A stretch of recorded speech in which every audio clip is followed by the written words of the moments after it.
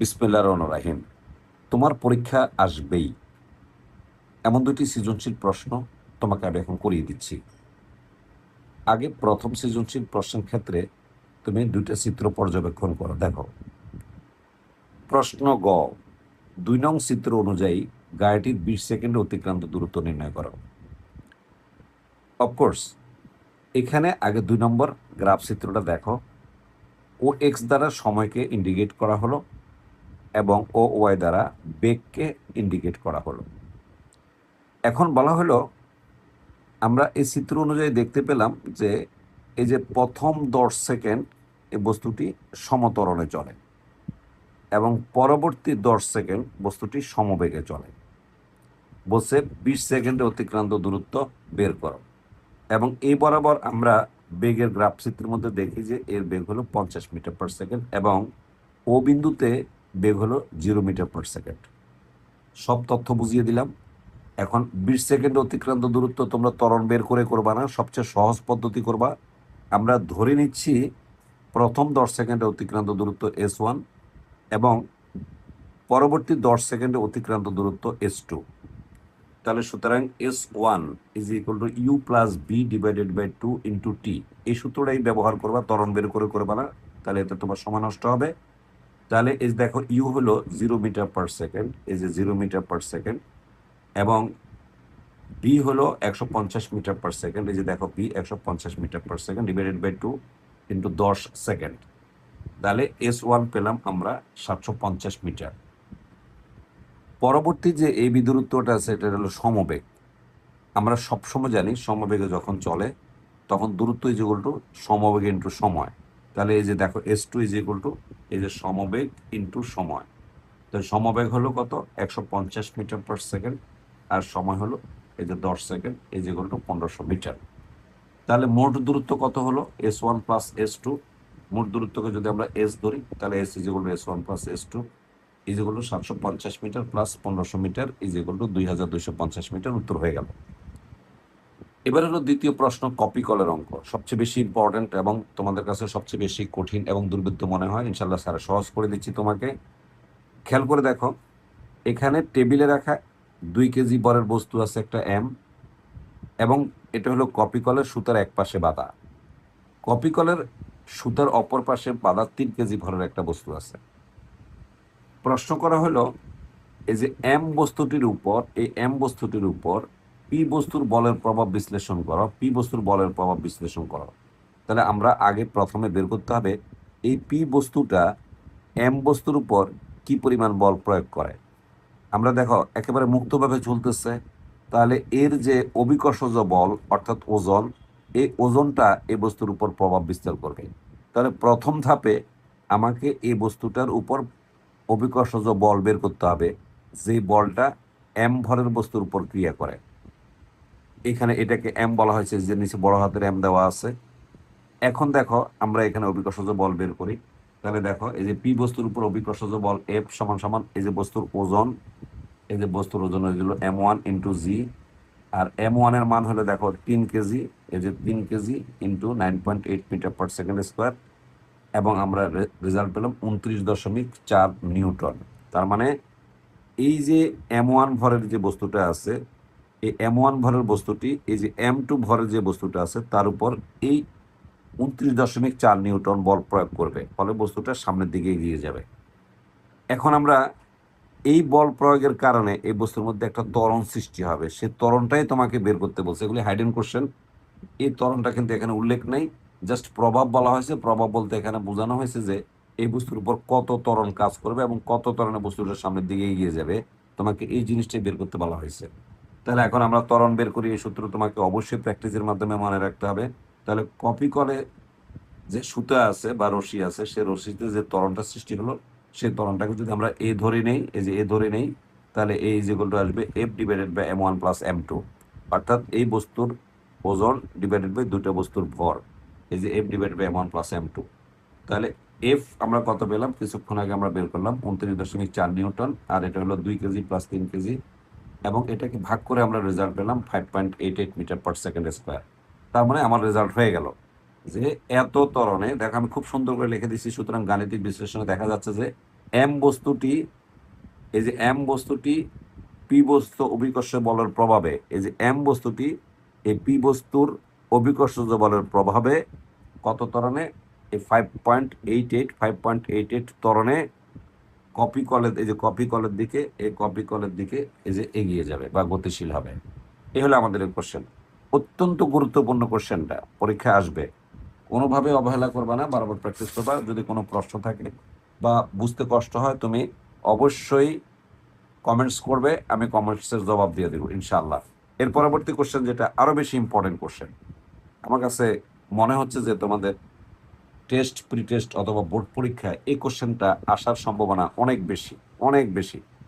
একটু খেয়াল করে দেখো, এই যে একটা টেবিলে একটা M3 অর্থাৎ 2 কেজি ভরের একটি বস্তু, এই বস্তুর এক পাশে সুতা দিয়ে বেঁধে একটা কপি কলের সাথে সংযুক্ত করে দেওয়া হলো ডান পাশে, এবং সেই কপি কলের নিচে যে সুতার অপর প্রান্ত আছে তাদেরকে 4 কেজি ভরের একটা বস্তু ঝুলিয়ে দেওয়া হলো, এবং এই বাম পাশে এই টেবিলে রাখা বস্তুর বাম পাশে সুতা দিয়ে বেঁধে সেই সুতাকে কপি কলের সাথে সংযুক্ত করা হলো, এবং কপি কলের অপর প্রান্তে যে সুতা আছে এই সুতার নিচে যে দেখো 8 কেজি ভরের একটা বস্তু ঝুলিয়ে রাখা হলো।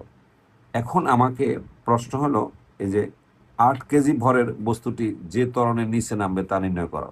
তার মানে এই বস্তুটা যেহেতু দেখো ভর বেশি, তাহলে তার ওজনও বেশি হবে, এটার ওজন কম হবে, ফলে কিন্তু এই রশ্মির মধ্যে একটা ত্বরণ সৃষ্টি হবে। তখন এই বস্তুটা আস্তে আস্তে, এই যে টেবিলে রাখা বস্তুটি আস্তে আস্তে বাম পাশে আসবে, এবং এই যে বস্তুটা আছে অর্থাৎ 8 কেজি যে ভরের বস্তুটা আছে এটা আস্তে আস্তে নিচে নামবে। এখন তখন এই রশিতে একটা ত্বরণ সৃষ্টি হবে। আমাকে বলছে ত্বরণের মানটা বের করতে হবে। অবশ্যই প্র্যাকটিসের মাধ্যমে এই সূত্র তোমাকে মুখস্থ রাখতে হবে। এটা পরীক্ষা খুবই ইম্পর্টেন্ট, খুবই ইম্পর্টেন্ট। এখানে এই যে ত্বরণ ইজ ইকুয়াল টু, এই যে দেখো যেটা ভারী বস্তু, এটা ভারী বস্তু, মানে অর্থাৎ ঝুলে রাখা দুটো বস্তুর মধ্যে যেটা ভারী তার ওজনটা আগে আসবে। এই যে দেখো M1G, এই যে মাইনাস এই যে হালকা বস্তু ঝুলে রাখা, এই যে M2G ডিভাইডেড বাই তিনটা বস্তুর ভর, এই যে M1 plus M2 plus M3। খুবই ভালোভাবে মনে রাখবে এই সূত্রটা, খুব অত্যন্ত গুরুত্বপূর্ণ সূত্র। এখন আমরা এখানে যথারীতি এই যে M1 এর মান বসা দিলাম। এই যে M1 হলো 8 কেজি, আর G হলো 9.8 metre per second square. M2 এর ভর এই যে 4 কেজি, আর G এর মান হলো 9.8 মিটার পার সেকেন্ড স্কোয়ার। আর তিনটা বস্তুর ভর 8 কেজি যোগ 2 কেজি যোগ 4 কেজি। এখন আমরা এটাকে ক্যালকুলেটরের সাহায্যে ভাগ করে আমরা রেজাল্ট পেলাম কত, 2.8 মিটার পার সেকেন্ড স্কোয়ার। তার মানে এই রশিতে ত্বরণ সৃষ্টি হবে 2.8 মিটার পার সেকেন্ড স্কোয়ার। খুবই ইম্পর্টেন্ট কোশ্চেন, খুবই ইম্পর্টেন্ট কোশ্চেন। এবার আসো ঘ, টেবিল এবং M3 এর মধ্যে গতীয় ঘর্ষণ সহগ 0.2। তার মানে এখানে একটা ঘর্ষণ বল ক্রিয়েট হবে, যেহেতু টেবিলে বস্তুটা রাখা হলো, এবং এই ঘর্ষণ বলের যে সহগ দেওয়া আছে এই ঘর্ষণ সহগ বলা হয়। এই যে ঘর্ষণ সহগ এটা দেওয়া আছে 2। এটা মনে রাখবে, এটা তো প্রশ্নে দিয়েই দিচ্ছে, তোমাকে মনে রাখার কিছু নেই। 1 সেকেন্ড পরে M2 যুক্ত থাকা অবস্থায় M1 এর বেগ, তার মানে বলা হলো যে যখনই আমরা এই বস্তুটাকে ঝুলিয়ে রাখবো, দুইটা বস্তু ঝুলিয়ে রাখবো, তখন এই বস্তুটা তো আস্তে আস্তে এদিকে আসবে, ফলে এই বস্তুটা নিচে নামবে, ফলে M1 বস্তুর মধ্যে একটা বেগ সৃষ্টি হবে। বলছে এই অবস্থায় M1 বস্তুর বেগটা কত হবে, পাশাপাশি পরবর্তীতে এটার সাথে আরেকটা জিনিস সংযুক্ত করে দেওয়া হলো, M2 সুতা দিয়ে কেটে দেওয়া হলো। যদি আমি এটাকে কেটে দিই তখন তো আর এটা কাজ করবে না এটার উপরে। বলছে এটা যদি কেটে দিই তখন এই বস্তুর মধ্যে কি পরিমাণ বেগ সৃষ্টি হবে, এই দুইটা বেগকে কম্পেয়ার করার জন্য আমি ইজিভাবে বলতেছি, এই বস্তু সংযুক্ত অবস্থায় এই বস্তুটির বেগ কত হবে, এই বস্তুটিকে যদি আমরা শুরু দিয়ে কেটে ফেলে দেই তখন এই বস্তুটির বেগ কত হবে, এটাই বের করতে বলা হয়েছে। খুব ইজি। দেখো আমরা এই যে দেখো আমি খুব সুন্দর করে বলে দিচ্ছি, এখানে টেবিলে বস্তু যে M বস্তুটা রাখলাম, এখানে আমাকে আগে প্রতিক্রিয়া বল বের করতে হবে, অর্থাৎ এখানে কত বল এই বস্তুটার উপর কাজ করছে, এই প্রতিক্রিয়া টেবিলে রাখা প্রতিক্রিয়া বল, এটা মনে রাখতে হবে। এই যে মধ্যকার সংঘর্ষ বল, অর্থাৎ টেবিল আর বস্তুতে, এই বস্তুটাকে যখন আমি টেবিলে রাখলাম তখন তাদের মধ্যে একটা সংঘর্ষ হবে। বলছে এই সংঘর্ষ বলটা আমাকে আগে বের করতে হবে। খেয়াল রাখতে হবে, সংঘর্ষ বল সমান সমান, এই যে এইটা মনে রাখবে, সংঘর্ষ বল সমান সমান এই যে মিউ ইন্টু প্রতিক্রিয়া বল। এখানে মিউ বলতে বোঝানো হয় এই যে ঘর্ষণ সহগ, এই যে ঘর্ষণ সহগ ইন্টু প্রতিক্রিয়া বল। তাহলে দেখো ঘর্ষণ সহগ কত দেওয়া আছে, এই যে 0.2, এই যে দেখো এই যে 0.2 ইন্টু, আর এই প্রতিক্রিয়া বল হলো অর্থাৎ এই বস্তুর ওজন, কারণ এটা যদি এই ওজনটা এদিকে কাজ করবে, ফলে প্রতিক্রিয়া বল একটা উপরের দিকে ক্রিয়েট হবে, উপরের দিকে অপোজিট। এই যে এম ইন্টু জি, তার মানে 3.92 নিউটন। তার মানে এখানে যদি আমি M3 বলের বস্তুটা যখন টেবিলে রাখবো, তখন এখানে একটা ঘর্ষণ বল ক্রিয়েট হবে, সেই ঘর্ষণ বলের মান হবে 3.92 নিউটন। এটার এখানে ঘর্ষণ বল আছে। এখন দেখো আমাকে এখানে যখন আমি দুটো বস্তু বেঁধে রাখি, তখন ত্বরণ আমাকে বের করতে হবে। কিছুক্ষণ আগে ত্বরণের সূত্র দেখাইছি, দেখো এখানে যে ত্বরণটা সৃষ্টি হবে কিছুক্ষণ আগে বের করছি, যে এখানে বের করছি। তাহলে দেখো এখানে আসবে কত, M1G মাইনাস M2G এবং মাইনাস এফ, কিন্তু এখানে কিন্তু এফ ছিল না। কেন বলা হয়েছে, এখানে ঘর্ষণ বল ওরা অঙ্কের পাশে বলে দিয়েছে শূন্য, এখন কিন্তু আমাকে ঘর্ষণ বলটা বিয়োগ করে দিতে হবে। দেখো আগের সূত্রটাই এখানে আসছে, শুধুমাত্র এখানে মাইনাস এফ লিখতে হবে, অর্থাৎ এখানে ঘর্ষণ বলটা কাজ করছে। এই যে গয়ের ক্ষেত্রে ঘর্ষণ বল কাজ করছে, আর গয়ের ক্ষেত্রে ঘর্ষণ বল কাজ করে নাই। এখন এই যে ঘর্ষণ বলটা আমরা সংযুক্ত করে দিয়ে M1 plus M2 plus M3 আমরা এটা বসায় দিলাম। বসে দেওয়ার সাথে আমরা এখানে যে ত্বরণ পেলাম, ত্বরণ পাইছি কত, 2.52 মিটার পার সেকেন্ড স্কোয়ার। মানে এইটা থাকা অবস্থায় এই বস্তুর মধ্যে ত্বরণ সৃষ্টি হয়েছে এত, অর্থাৎ 2.52 মিটার পার সেকেন্ড স্কোয়ার। এখন আমাকে এখানে বেগ বের করতে হবে। আমরা জানি বেগ ইজ হলো ইউ প্লাস এটি, আমি এ পেয়ে গেছি। আর ইউ কত দেওয়া আছে, শূন্য, কারণ এটা যখনই এটা বাধা অবস্থা থাকবে, আমি যতক্ষণ ছেড়ে না দিব ততক্ষণ পর্যন্ত আদিবেগ শূন্য হবে। ছেড়ে দেওয়ার সাথে সাথে এটা নিচে নামবে আর এটা উপরে উঠতে থাকবে, তখনই এটার বেগ পাওয়া যাবে। এখন দেখো এই যে বেগ ইজ ইকুয়াল টু, যদি আমরা বিমান ধরি, তাহলে ইউ প্লাস এটি, দেখো তো বলছে যে 1 সেকেন্ড এখানে বলে দিছে, তাহলে যে 1 সেকেন্ড আমরা বসা দিলাম। এই যে টির মান হলো 1 সেকেন্ড, আর এই যে এর মান হলো এত, অর্থাৎ 2.52, আর ইউ হলো শূন্য, বসা দিয়ে রেজাল্ট পেলাম। এই যে কত বেগ পেলাম, এদের 2.52 মিটার পার সেকেন্ড বেগ পেলাম আমরা। এটা হলো প্রথম অংশ। এখন দেখো আমরা যদি দ্বিতীয় অংশ দিই, খুব ইজি ব্যাপার। পরের অংশ যদি আমি এটা কেটে দিই, তাহলে ডেফিনেটলি এটা তো কোনো কাজই করবে না, তখন এই দুইটার মধ্যে ঝামেলা লাগবে। তার মানে এটার বল আর এটার ওজন, অর্থাৎ এটার যে আমরা ঘর্ষণ বল আর এটার ওজন, এই দুটো বিয়োগ হবে, কারণ যেহেতু এটা বড় তাহলে এটা আগে আসবে। দেখো তখন ত্বরণ কত হবে, ত্বরণ ইজ ইকুয়াল টু এই যে এটার ওজন বিয়োগ এটার ঘর্ষণ বল। দেখো এটার ওজন বিয়োগ এটার ঘর্ষণ বল, এই যে ঘর্ষণ বল, অর্থাৎ M1G minus F divided by দুইটার ভর যোগফল, এই যে M1 প্লাস M3। তখন আমরা এই মানগুলো বসিয়ে দিলাম। এই যে M1 এর মান হলো 8, আর জির মান হলো 9.8, আর এখানে ঘর্ষণ বল আমরা আগে বের করে রাখলাম কত, 3.92, এই যে 3.92 মিটার। তাহলে টোটাল আমরা যে 10, তাহলে আমি টোটাল ত্বরণটা পেলাম 7.44 মিটার পার সেকেন্ড স্কোয়ার। এখন আমরা 1 সেকেন্ড পরে এটার বেগ বের করবো। এখন কিন্তু এই বস্তুটা এখন নেই, এখন আমরা এটার বেগ বের করবো। এই পর্যায়ে আমরা বেগ বের করবো ইউ প্লাস এটি, এই যে ইউ শূন্য প্লাস এই যে আমি যে ত্বরণ পেলাম 7.448 metre per second square, 7.448 metre per second square.